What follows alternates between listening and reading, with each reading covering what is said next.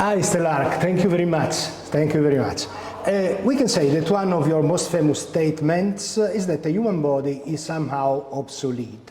By the way, it seems that technology behind it worked reasonably well till now. It is overestimated, in your opinion? Do we have to hacker the project? Yeah.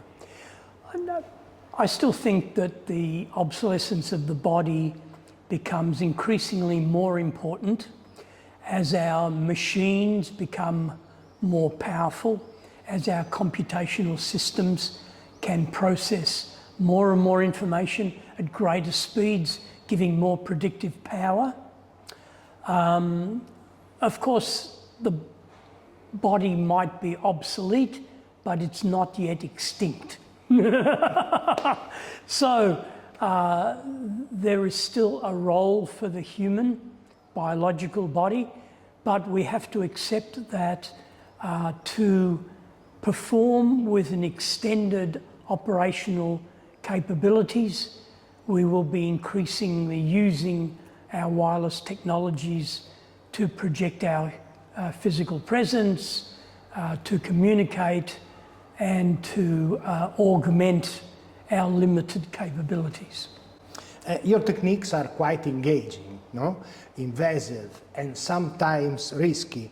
Did your way of conceiving art change you as a person during these years? Well, I think it must have, but I think these changes happen so incrementally. You know, there's not one flash and you're a different person. It happens very gradually, very incrementally. But in terms of my performance practice, I mean, I've gone from wired to wireless, from physical to virtual, from machinic to computational. So you have these changes in technology that become very significant and also obviously affect you as to how you interact with the world. And one of the possible descriptions of AI is the creation of a parallel world in which there will be a real dialogue between humans and machines. In your artistic research, what kind of role could play AI? Yeah. Well, I think it would be multiple roles. Initially, to augment our human cortical capacities and our cognitive processes. It could increasingly become autonomous. Then we would have to engage with it on a more equal basis. Or it could be a hybridization of human brain power with artificial cognition. So I think it's foolish to predict the future. As I indicated, I think the future is not a future if it is not unexpected. The future, by definition, is unpredictable. If you can predict the future, it's not the future. So what will happen will depend on developments in technology, adjustments in our social and intellectual understanding and accommodation.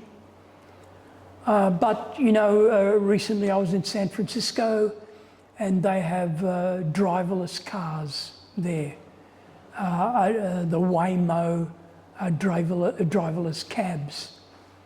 So there's no driver. You go online, you book the cab, it arrives, it unlocks the door, you get in, the GPS gets you to wherever you're going. And it's not a problem. It's probably safer than if you had a taxi driver, perhaps. I didn't detect any safety problems. So this is an example of how we're increasingly engaging in semi-autonomous and autonomous systems that are not threatening initially, but there is this possibility of AI becoming AI, artificial intelligence becoming artificial alien intelligence. So there is this possibility that once we have artificial systems that become autonomous, then there will be this recursive self-improvement that could occur. And then it becomes an issue whether humans are in competition or they're still in collaboration.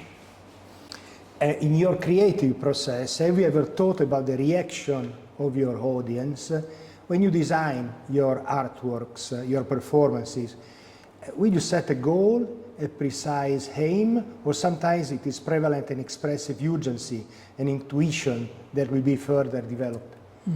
Well, firstly, all of these projects and performances have not much funding. I do not have a research team. My projects happen because of opportunistic situations. The ambidextrous arm was developed at the ISIA lab at Sorbonne University because the director at the time was very interested in collaborating in an art project. So there is these opportunistic situations. I think art is not about conveying a message. I don't think it is essentially about political statements, and it's not about information transmission.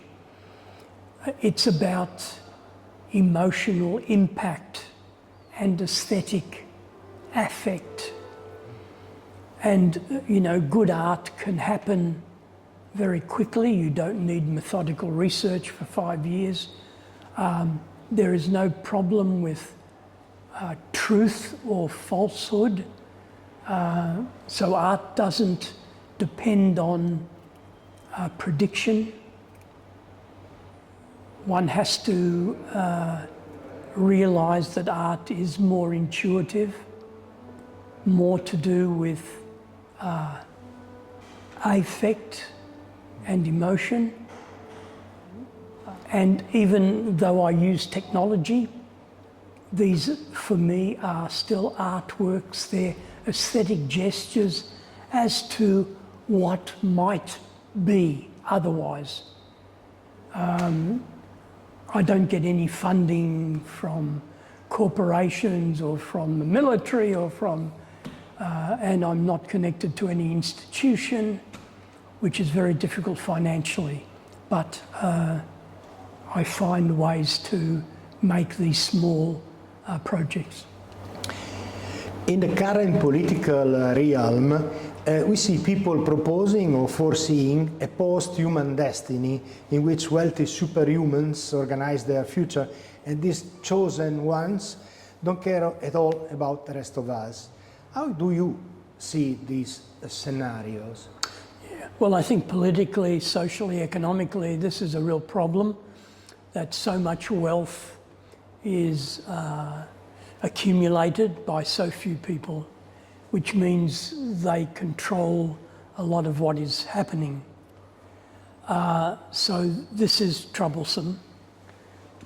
And I don't know what the solution will be in the short term. Having said that, equality has never been the reality in any progressive society. And sometimes the well-off become biomedical experiments for people later on to benefit from. So, for example, you know, the first heart transplant patient didn't live very long. So he was in a privileged position, not necessarily economically, but he was privileged because he was chosen to be the first one to. But he was an experiment where now anybody can have a heart transplant and, generally speaking, will survive. And the first people who get cortical implants, cortical augmentations, perhaps this will be instantly beneficial, but perhaps there'll be glitches that really damage their whole cortical system. So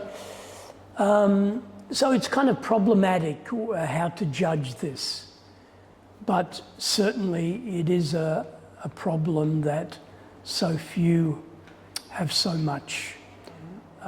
And also the first people who have been cryogenically preserved probably will not be the ones who will survive and reanimated in the future, because they use the wrong preservative technology. So, yeah, problematic, but not in a kind of simplistic, linear way. Your experience is body-related technologies. It has been an uncommon experience, but now it's becoming more and more usual.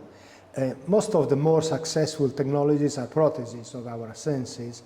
Which kind of human being do you imagine? In particular, which kind of relations between them?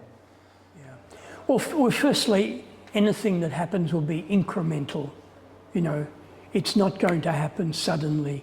That suddenly you are transformed. You know, the next possible implant might be a chip that replaces your wireless phone. Why carry around this slab of technology when it can be part of your arm as an implanted chip? This will most likely be the next iteration. And then some kind of cortical augmentation. But again, these things happen incrementally, and we will not be all equal all of a sudden. I mean, I have a Mac Pro laptop.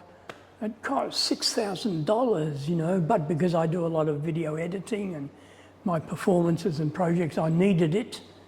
But who has a $6,000 laptop?